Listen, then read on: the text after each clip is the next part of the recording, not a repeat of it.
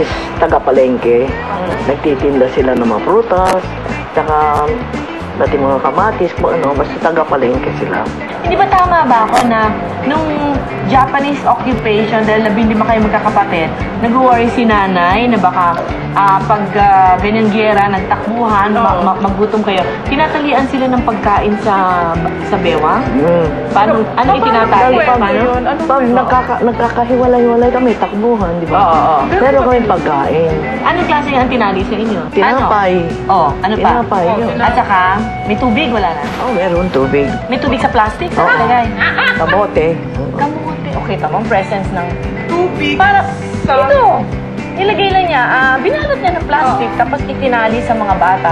Para nga naman, di ba? Tama naman siya. Magkahiwalay siya. Nagkahiwalay kayo, they have something to eat. Parang Galing, ano? mga panahon na yun, masyadong intense, masyadong may Japanese occupation nga po. Takbuhan ng mga tao. Takbuhan, hindi natin naranasan yun. At saka, alam mo, ang si nanay din ang na-experience ko to for myself. Siguro yun nga, 5-7 years old ako. Sumasama ako sa farm sa Pangasinan. Sinasama niya ako sa Malasiki. Diyan Malasiki. Oo. Kaya medyo alam ko yung intonation na, doon ko na-experience na yung tinanim mo, yun ang sa palengke. Ititinda. So si nanay, napaka-hardworking. Sabi niya, titang, sabi niya, ito na yung mga kamatis natin. Pakintabin mo ha. Sabi niya, kasi hindi mabibili pag hindi makintab. Ganun, tapos ilalagyan namin sa Bilao, sa Blooming Street Market. Kaya nandiyan na sa Bilao, nakaupo na kami. Talaga namang magaganda. Oo. Tapos etong magandang parte.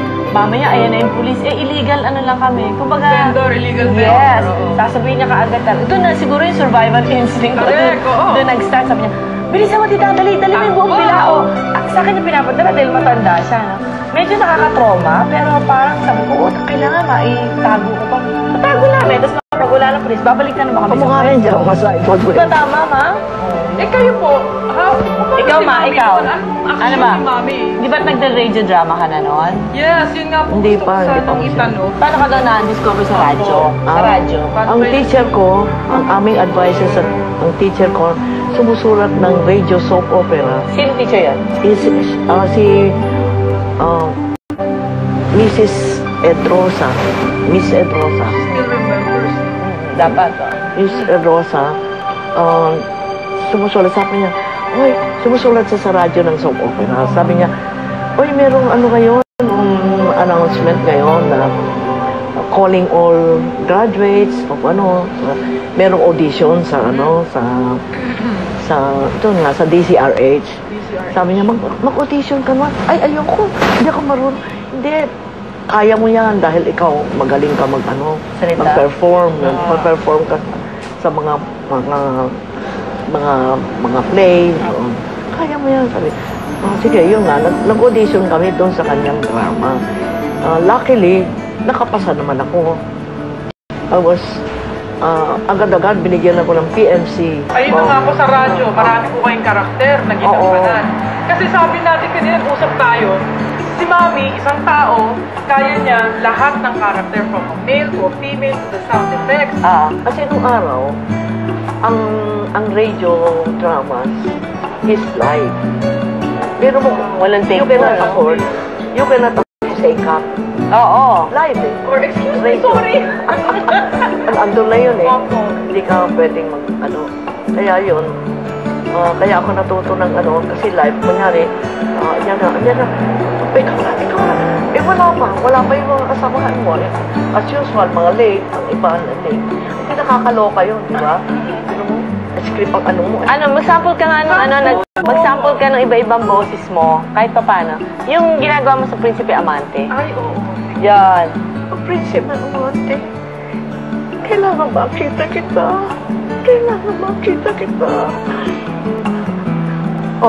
Ba't ka mo iyakan na naman? Kasi hindi ko makita si Prinsipe Amante. Kailangan makita ko siya. Nako, aalis ka na naman. Sana. Naku, magpaalam ka muna sa lola mo. Nay, eto ko papaalam daw. Saan ka pupunta? Ang delikado ngayon ng Delikado kayo nang maglalakad, lalo na sa isang babae katulad mo. Ako, matulog na kayo sa kagabi na. Oh, paano yan? Ayaw kang payagan ng lola. Pero kailangan makita ko siya. Kailangan makita ko siya. Yay!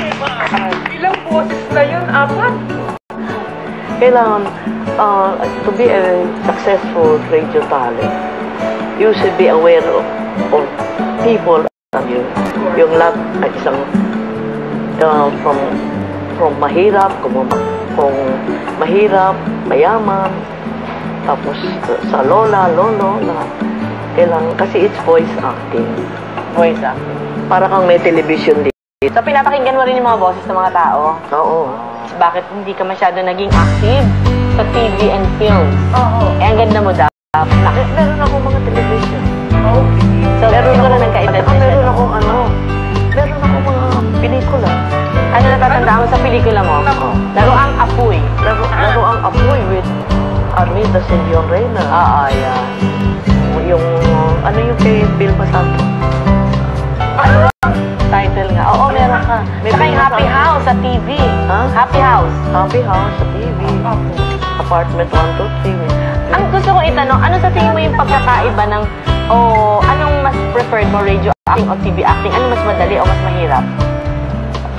Mas mahirap ang radio. Ay, mahirap. mahirap ang radyo. Kasi boses lang. Walang cut. Oo. Mas Mahirap ang boses radio. lang. Oo. Kasi pag sa TV, madali lang. Dahil, Bakit? Eh, Nakikita nakakat ka. ka eh. Was this your dream as a child na mapunta sa radyo? Oo, Or hindi. talagang na by accident Oo, lang ito? I never Nag-audition? I never dreamt na mapupunta ako dito sa... Kaya lang, siyempre,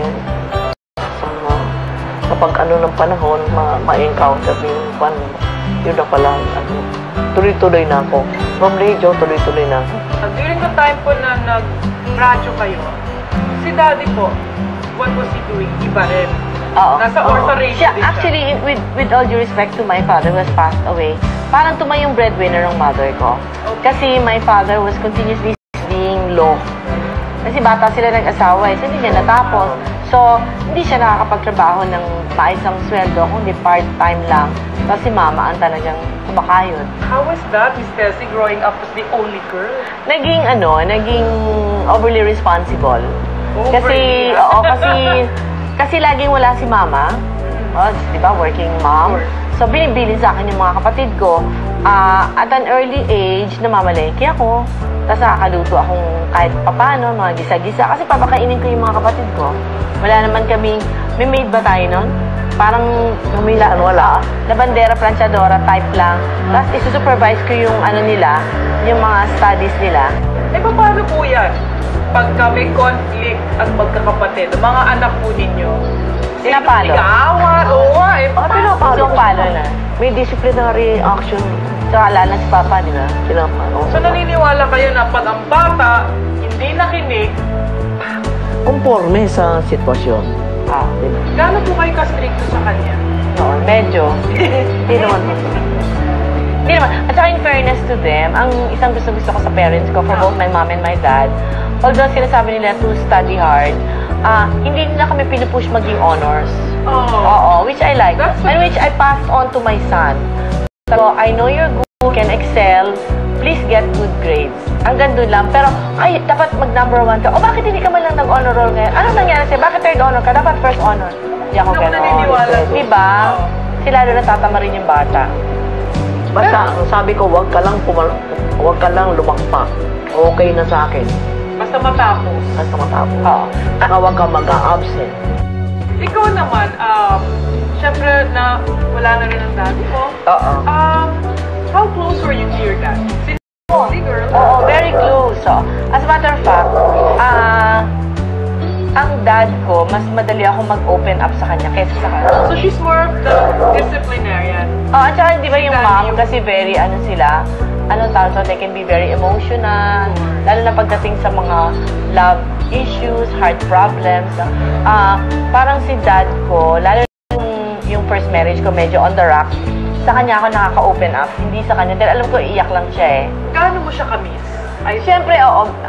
Lalo na nung, well, he passed away many years ago. Ano. Pero lalo ko siyang namimiss pag nasa Katbalogan ako. Kasi sasabihin sa'yo, ewan ko, Samar, where I was born and where my father was born, pag sinabi sa'yo na parang, uy, basta magwawaray sila, gano'n na, abo, kaya mo umugod hiperning, ha? Mo pag yakan kayo, pag daddy mo, yung nakikita mo nila, oo, The way you talk. nakikita niya sa Do you look like matindi. him too? Hindi masyadong physically, pero yung, yung the way I carry myself, or the way yung personality ko, o yung may gesture kang, di ba may gano'n din, nakakatch ng matatanda. So, tapos lahat magsasabi, sangkay, baya na ako ni Ferning. Ibig sabihin ng kaibigan namin, parang ang dami-dami nagsasabi ng gano'n sa'yo. Tapos magnanarrate sila na, specific instance na kung saan parang tuwan-tuwa sila kay Ferd, sa father ko, na nagsasasaya o may sinabi, na parang, you know, he's still around in their hearts, no?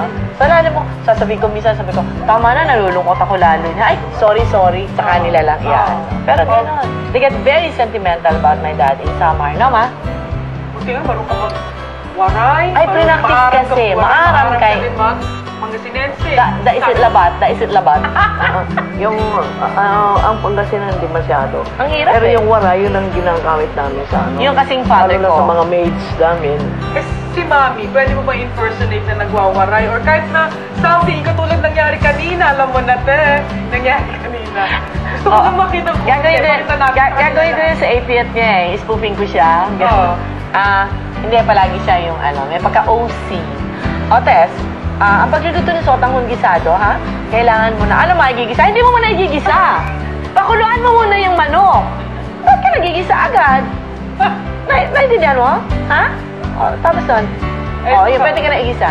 Igisa mo muna yung bawang. Huwag mo unahin yung sibuyas. Hindi pwede mauna yung sibuyas. Bawang muna. Bawang. O yung sotanghon mo, kailangan hindi local, ha? Yung imported kasi, naku, masyado Malabsa. yung... malabsa. Ganun po ba? Oo, ang dami mong tips makukuha sa kanya. More important announcements and memorable moments when we come back here on One Proud Mama.